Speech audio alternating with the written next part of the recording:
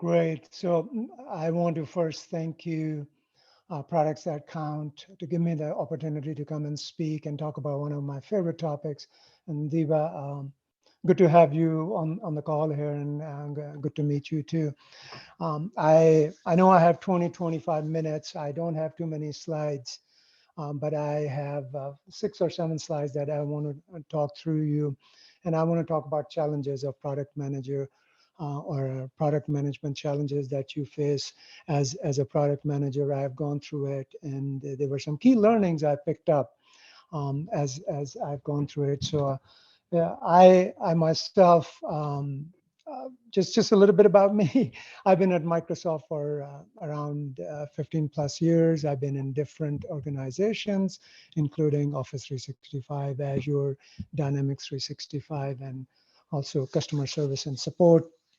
I I also have been involved in social media quite a bit, and just going to do a shameless plug. I did publish a book on digital transformation and emerging technologies that's available on Amazon. I am also an adjunct faculty member at University of Washington here in Seattle, and I teach special topics around emerging technologies, including cloud computing, AI, your low code, no code, and all those different technologies that are on the horizon. So with that, I do want to get into what I want to cover today. Just to be very clear about the scope of this presentation, what I want to talk about is product management in a large enterprise, and like Microsoft as an example, and how we manage technical and business products. So that's what I'm going to be talking about. I'm going to highlight some top challenges and offer some guidelines to overcome those challenges too. So specifically, let me get this laser pointer, specifically around the challenges of product manager being Jack or Jane of all trades, working in different areas. I want to touch on that. I want to discuss customer life cycles and product life cycles and how that affects and creates a big challenge for product managers or product owners also. And then I can't overemphasize the value of communication, effective communication, may it be talking to internal stakeholders or may it be talking to customers. It's extremely important that we discuss how you can be successful and how to overcome challenges there. There is a substantial amount of work that is done both on the strategic side and also on the tactical execution side of product management. So want to discuss that a bit and see how you can wade your way through that challenge. One of the key things that happens is that sometimes your roadmaps are nothing more than a moving target. So how do you shift your plan as the roadmap is changing, as your priority is changing because of a business need or because of competitive reasons? So let's talk about that too. And then how do we keep up with emerging trends and technologies so we can make sure we create great products that have incorporated the new technologies on the horizon. So those are some of the topics that I want to discuss today. Let's take the first one, being Jack and Jane of all trades. It's really tough trying to be everywhere for everyone, and that's one of the key challenges that you have to play as a product manager. You know the current situation in the tech sector right now with the layoffs. There is this trend that a lot of load has been put on product managers to be involved in different areas. Also, sometimes it's just the way things are that you have to do a lot of different things. But at the other side, if your role is also not defined properly, that can also create a lot of heartburn for you because you feel like you are spending 18 hours a day every day. And I was looking at the survey from Product Focus where they looked at product managers across Europe and US, and 34% of the product managers said that this was one of the biggest key challenge for them when their role is not defined. But I would say along with poorly defined role. The current situation in the tech sector with mass layoff also is playing a role where you have to be doing a lot of different things that typically you would have 2 or 3 product managers doing it. At a very high level, I know I'm preaching the choir here. If you are a product manager already, there are 3 things that you typically get involved in. One is customer engagement, where you're talking to customers. Other is around, you may be talking about feedback. You might be getting feature requests from them, or you're going and validating concepts that you want to build into your product, or you might be involved in the business management side of product management, where you are working with business planning on coming up with your business model, or business development to identify the markets or the segments that you're going to go after. And then also, obviously, who can forget engineering, partnering with engineering, being involved in daily stand-ups, giving them feedback on and giving customer perspective to engineers so we can build a great product that fulfills all the use cases that our customers have. Some of the guidelines here, I would say, is that you got to be balancing and have flexibility. That's key. Flexibility is really important. One time in my career, I used to get a heartburn every time I was asked to go do multiple things, and it was really hard. And it is hard to be multitasking and doing something effectively. So balancing, sometimes you're asked to be a product manager, other times you might be asked to be a program manager. Bringing that flexibility is important. And also you want to make sure that you understand that your business goals are the guiding light here. Every time you are not sure what you need to be working on, what is important, I think talking to your leadership, getting your leadership support, and looking at your business goals do become important in guiding you in the proper direction.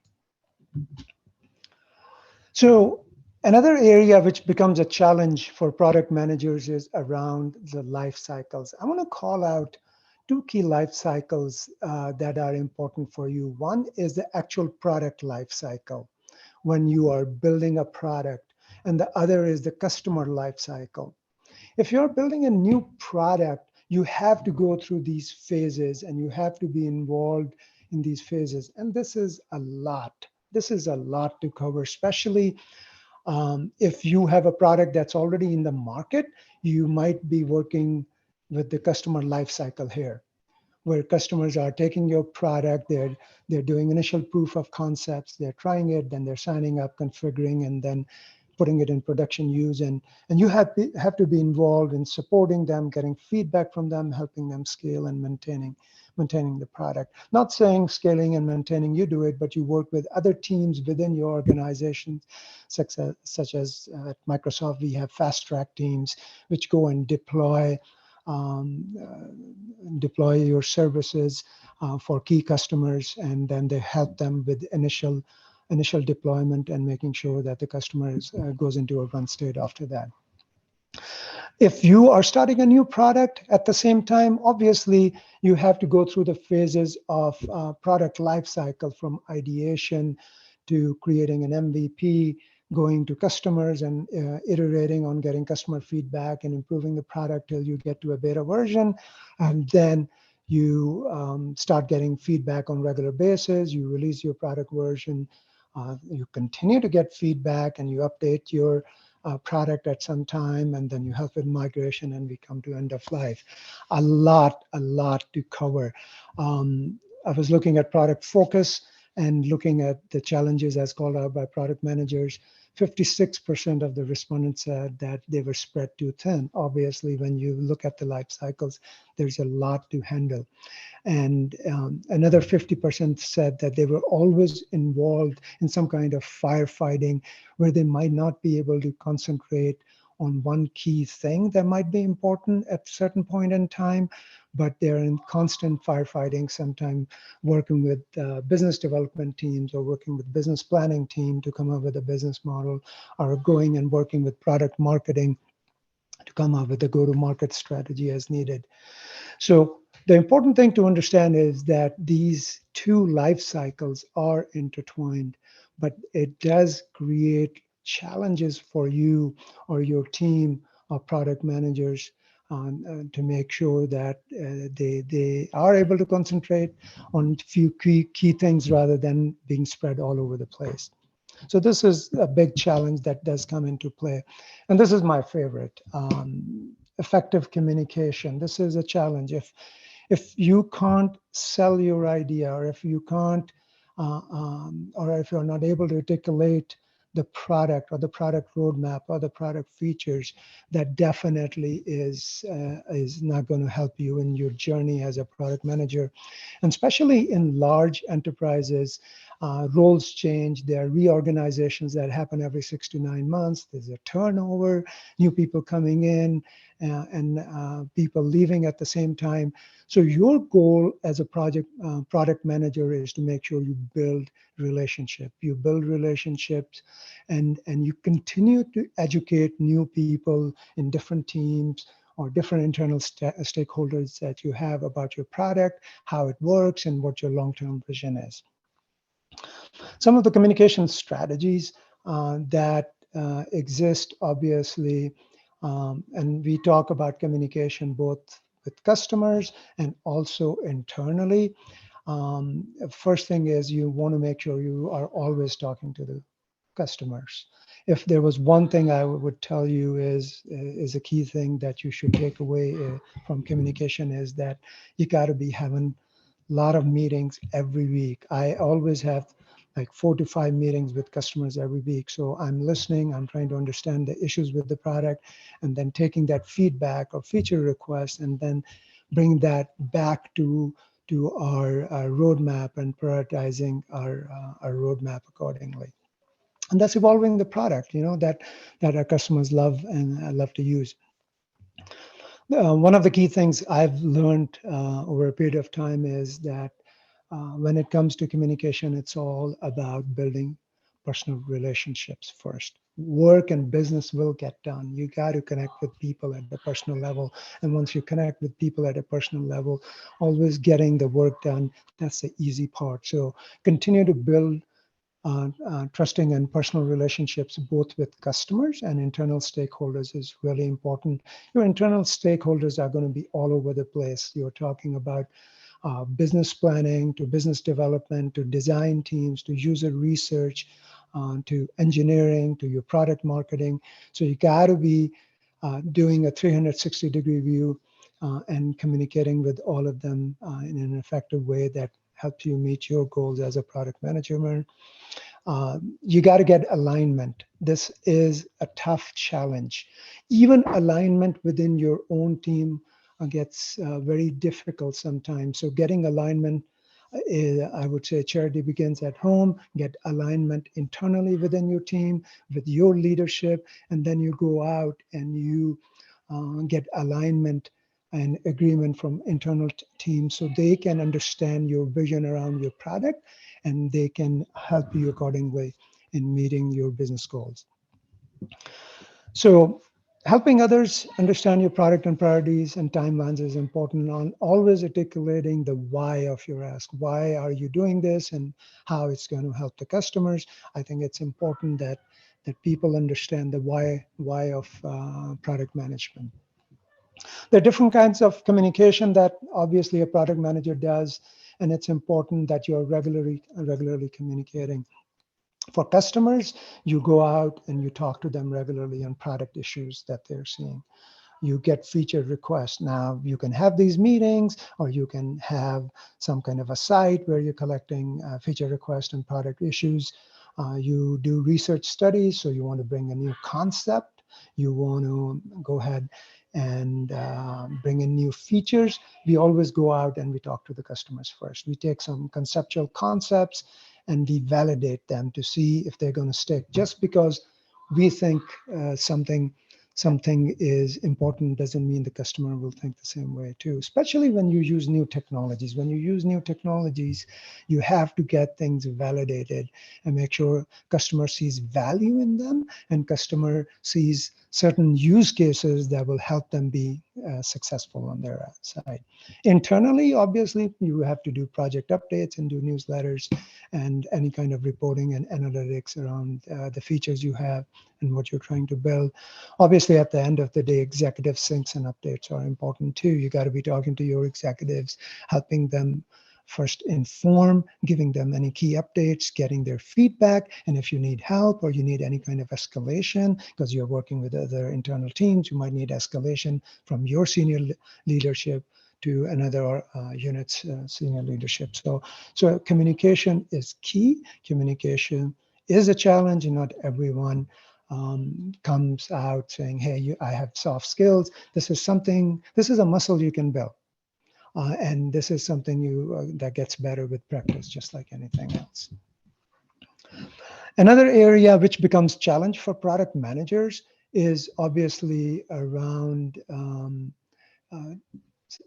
identifying strategic work and also looking at tactical work. So you want to make sure that you understand the business vision and the business goals you have, or a certain fiscal year, and what strategy you want to have once you understand your business goals. As an example, your business goal might be, hey, I want to improve adoption of my product for this fiscal year.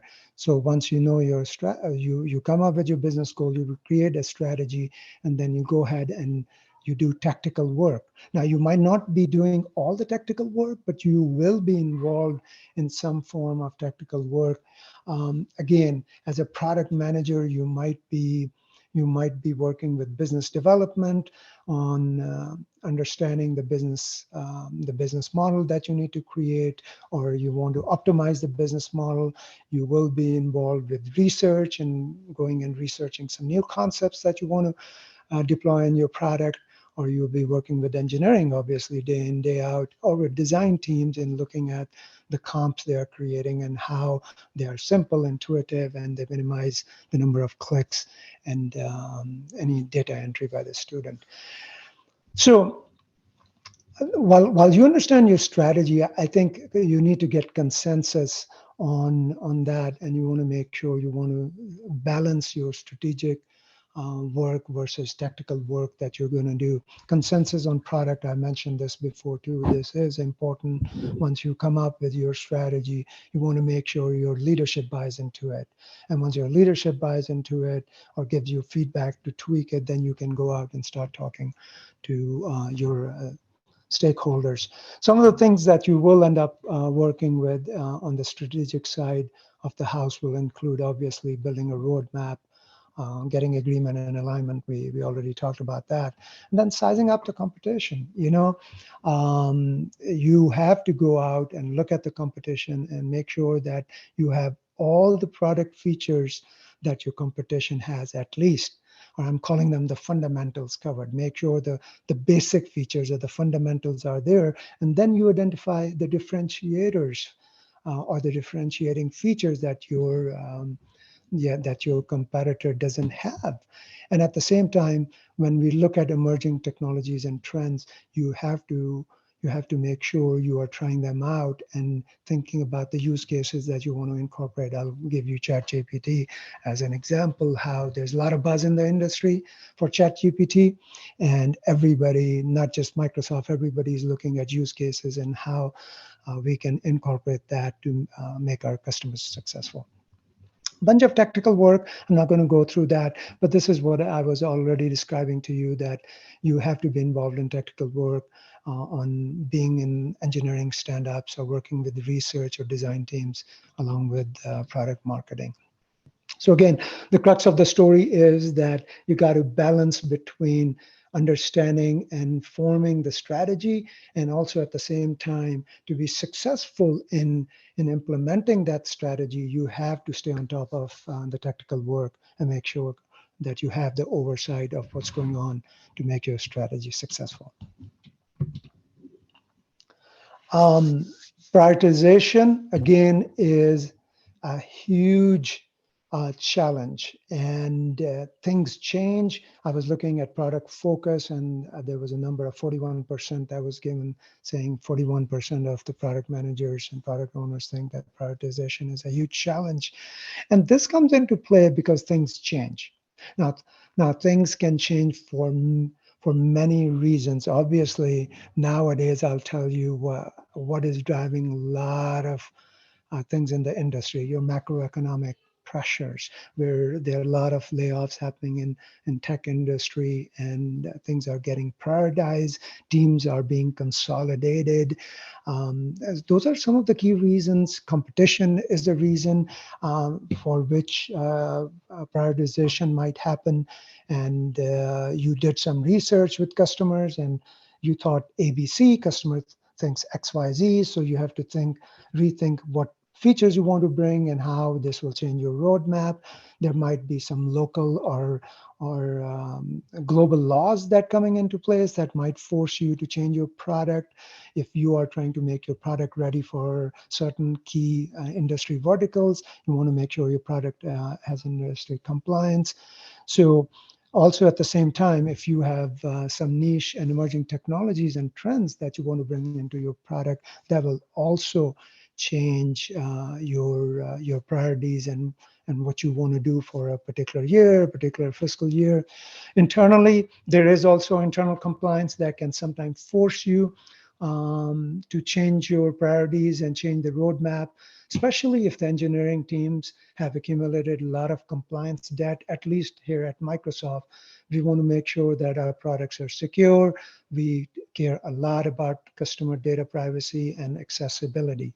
So there's a lot of internal compliance that if the engineering teams are ignoring up to this point, they will definitely come up as a debt that you might have to pay within a fiscal year. That obviously will mean that you will do fewer features and more fundamentals work or internal compliance work. So it's important to understand the drivers and understand that prioritization will change. This will create a challenge, but I think one of the key things I can tell you is get comfortable with it.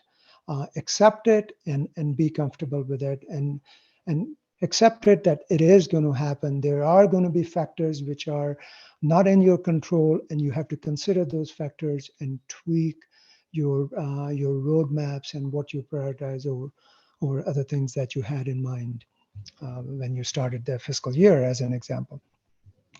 So as priorities change, you definitely want to notify your stakeholders and also your customers, and make sure you build expectations with customers on what is going to be released, when it's going to be released, and what's going to change as the priorities get changed internally for you. So looking to the future is important. I think this is a challenge for product managers because this stretches them even more. It stretches them to not take care of the run state business, looking at those life cycles I was talking about. You have your customer life cycle that you have to worry about. You have your product life cycle you worry about. But you also have to now go out and understand emerging trends and technologies. Hey, what technology is coming out? Is it machine learning? Is it Chat GPT, this generative AI that is creating such a buzz? Is that going to change your product? Are there use cases there? Obviously, you need to do your own research and kick the tires yourself on using the new technology. You talk to other teams, you talk to other leaders and experts to see what they are doing, and see how you can take these niche technologies and emerging technologies and build them into your product. Now, one thing I do want to call out is, look, don't use technologies just for the sake of technology.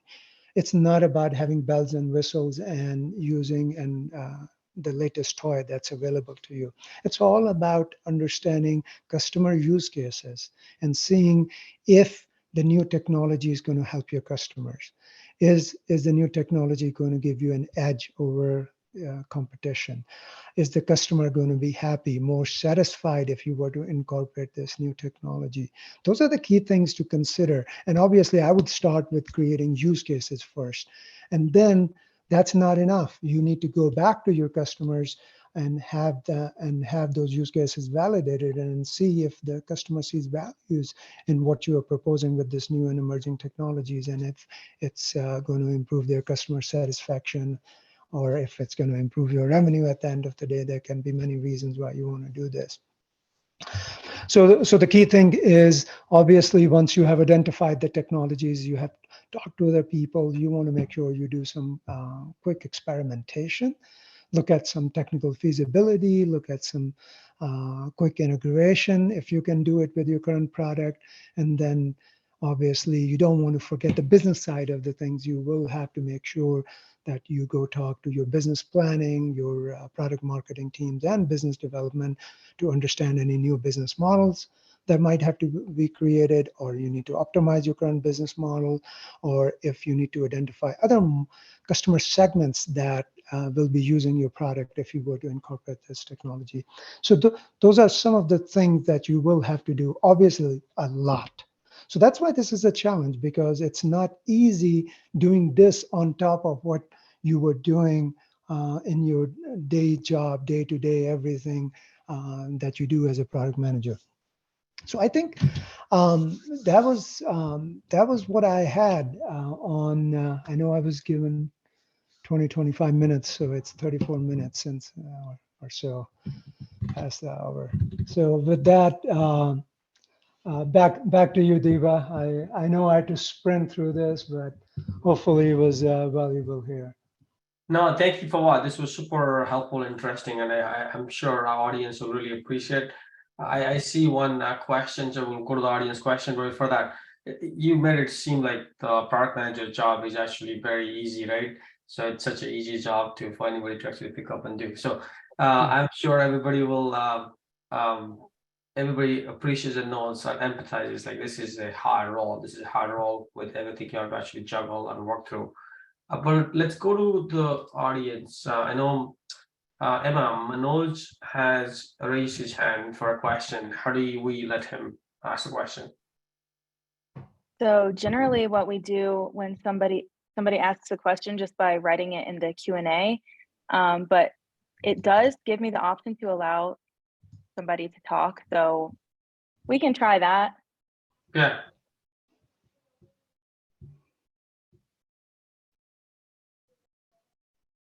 Hey, Fawad, I really enjoyed your talk. I'm an ex-Microsoftie, so you did a great job of going through all the complexities that program managers have generally, and then some of the nuances at Microsoft. One of the things that and you can tell me how you manage is it's the balance between reporting on the status of the product. There's a lot of emphasis on what are the numbers, how they look, and getting that data and presenting it, and if it's off by a certain amount, trying to dig in to see why, versus just doing a day-to-day job. How do you manage that maniacal focus on execution versus taking a deep breath to just do the rest of the work that you're supposed to do, which might be writing your specs or managing dependencies or whatever. Could you talk to a little bit about that? That's another challenge that I've. Yeah, Manoj, first of all, thank you. Appreciate it. And you bring a great point. It's not easy. And sometime as a product manager, you might think like, oh my God, I have to do a report now. I'm already busy doing some key other things. But I think it is really important. I don't believe that any decision, any engineering decision, or even a business decision should be taken without looking at the data. So we do look at the data. I mean, for the product that I know on Azure Lab Services, we do reporting on a monthly basis.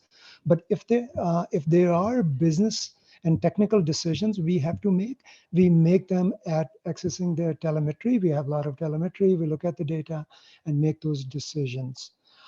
We also go and validate with the customers. I mean, especially if we are going to come up with new features, we absolutely go and talk to customers about concepts. We just wrapped up one concept study where we were talking to customers, and there were surprises. We thought this one use case was so important, but customers didn't really care too much about it.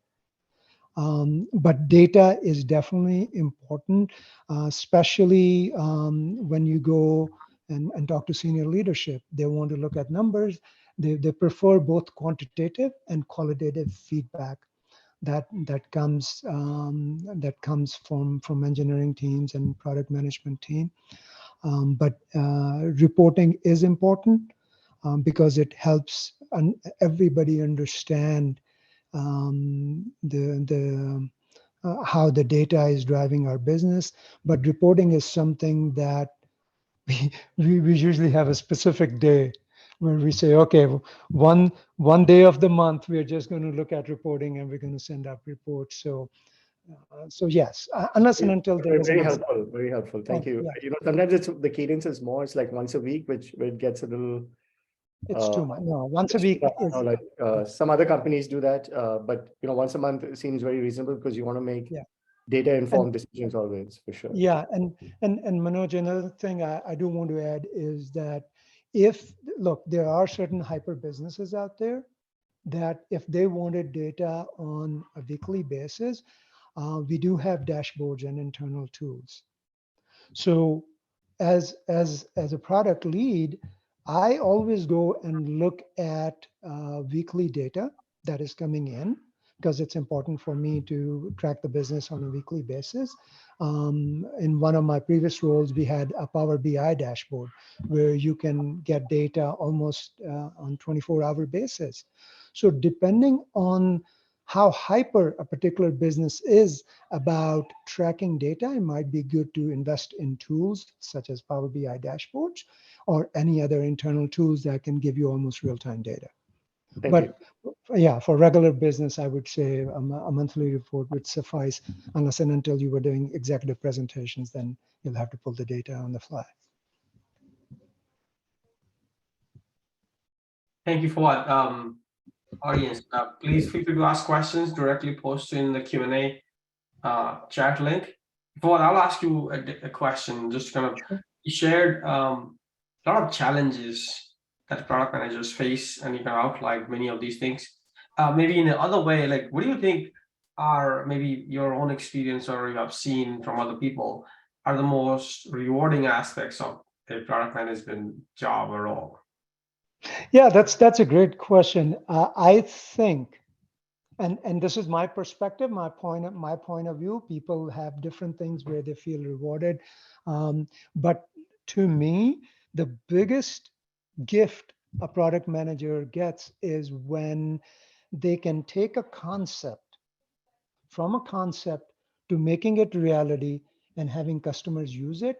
That is the most rewarding thing for a product manager. So a product manager obviously lives through the life cycle. Product manager might come up from a concept. Let's just take ChatGPT as an example. So product manager takes ChatGPT as a concept, goes and validates with customers, obviously comes up with use cases, then validates those concepts with customers, come back and convinces his leadership or her leadership team along with engineering and getting internal alignment and then working with engineering to get it deployed. Obviously, there might be some business planning and development work. I know I'm not mentioning that, but bringing that to reality and having that feature light up, at least to me, is the most rewarding thing for a product manager. Totally agree. Totally agree. We do have a question from Ishan. As a leader, what are the top 2 or 3 KPIs you track? So that's a good question, but a hard question to answer too, because it depends on the business goals and it depends on your product. Every product, but I'll give you a general answer here, and hopefully it will try to fit into your scenario. When something gets introduced, if you have a new product that you are introducing, it might be important for you to care about adoption of the product. how many people. You can start with as simple as number of customers that we have, or you can start with, hey, how many unique views did we get in the last 30 days? There's a very common metric used at least in Microsoft called MAU, monthly active usage. How many unique customers are coming in and engaging with our product, or how many customers we have signed up. That usually is a good gauge to understand how well your product is performing when it's introduced. But as time goes by, you get into year 1 or 6 months, depending on how aggressively you want to get into the market, you might want to look into scaling. Is your product being scaled? Are you getting larger deployments? Okay, do you have customers that wanted maybe, I mean, I'll take example of Azure Lab Services, a product I own. We have customers who drive Azure consumption revenue. Are they driving revenue in hundreds and thousands, or are they just doing it in like $20, $30? So scaling of the product becomes important as time goes by and the product matures. All right, that metric is important. Sometimes revenue generated is also an important metric that you might want to track for that. Thank you for what. Maybe I'll ask one more question. I'll let audience ask as well. So, all right, we do have questions from audience. So let's go directly to Shweta. Shweta is asking, what are some of the strategies to find balance while working on day-to-day tasks / meetings and innovation? How do you distribute time for both? Sorry, what was the last part? Is your time for what? Time for both, kind of balancing your day-to-day tasks and innovation. Look, there's no panacea here. There's no simple answer. I'll tell you. Look, you have 24 hours in the day, and so do I. I have 24 hours in a day, and I have to use it wisely. It is very hard. Let me start with that. It is very hard to keep one eye on the emerging trends and technologies, and then also worrying about the day-to-day run state business as you have. I think one of the key things that I discuss with my leadership is what is important at this point. What is important is it the run state business, or what is important is looking at the future and the strategy on where we want to take the product. So getting agreement from your leadership is important, because your leadership will help you in either deprioritizing certain run state business work, your day-to-day work, and they might create some more space on your plate to take on the strategic work on identifying emerging technologies. Now, I'll give you my personal take. I am passionate about emerging technologies. I teach emerging technologies at University of Washington. I've been doing for 5 years. And it's you got to bring your passion too. So you got to bring your passion. And if you have your passion, I love that saying that says, if there's a will, there's a way. So I get up very early. I'm an early morning person. So I'm in front of my laptop or my computer by 6 o'clock. And between 6 to 7:30, when my son wakes up, I have to get him ready to go to school. That's my emerging technology time, where I learn about key things that are coming out, any research. So I give myself a slice of time on understanding technologies and make sure I have time for that. But again, you got to work with your leadership on making sure that they help you prioritize this along with your day-to-day tasks. Awesome. Maybe I'll ask a question for what you work in Microsoft Azure, so obviously you must be interacting extensively with all the enterprise customers, your sales teams, or the business development, other kind of partners. So how do you really work, and in your setting, like collaboration with other groups like this, or either account management, sales, and yeah. So what advice you would give our audience to really work with those groups to be much more effective in your role? Yeah, look, I'll say that's a great question, Deva, first of all. But one thing I would say is that it takes a village. It takes a village to win. It's not one person that can go and do everything I can get up at 3 a.m. in the morning and I still will not be able to do everything that needs to get done for the business. See, that's the reality. Sure, I can probably have my hour and a half to learn about emerging technologies, but even 3 a.m. won't help me. The thing is that I want to go back when I said it takes a village, because we do have teams that help us out. So especially for my business, we have a field team that specifically works with the education sector. My product specifically is for the education sector. So we have field sales teams that we work with. We build awareness for them. We do webinars for them to make sure we make them successful when they talk to customers. Then we have the fortune of having a customer success team. So when a large enterprise customer comes to us and says, hey, I'm going to deploy your service, maybe for training globally, I need help. Customer success team is like the fast track team, which will go out and work with the customer, understand their situation, their use cases, and will help them with initial deployment. And once the initial deployment is done, then they're on their own and they start maintaining the service on their own. So those are two internal teams that help us. Obviously, there are a lot of other teams in the background that I haven't mentioned. So let's suppose if we identify a new customer segment that we want to go after, we work with our business development team to make sure that we understand that segment, we have context, how can we approach a partner who can help us in penetrating that particular customer segment. All right. Then you have your, I did mention business planning teams. So as you build new products and features, you might be required to optimize your current business model. What are we charging our customers, right? How much are we charging? Do we need to change our model and charge more or less? Or can we make more revenue by offering these different features? So working with business planning becomes important too. Again, it's an ecosystem where everybody does their part to make a product successful. Yeah, absolutely. I know, especially in like B2B enterprise settings, this kind of collaboration is so critical for the success of the product as well as also for the person playing the role of product management. Unless we have any more questions from the audience, so we will actually you can close. Emma, again, Fawad, thank you so much for joining our webinar. This was a pleasure hosting you, and I'm sure our audience will tremendously benefit from the wisdom and expertise you shared. Thank you so much. Thank you, Deepa. Good to meet you. Thanks for connecting on LinkedIn. And Emma, thank you, and thank you to Products That Count for giving me an opportunity to come and talk about product management challenges. Thank you. Have a wonderful day. Absolutely. Thank you both. Bye. Have a Thank you great all. night. Bye-bye.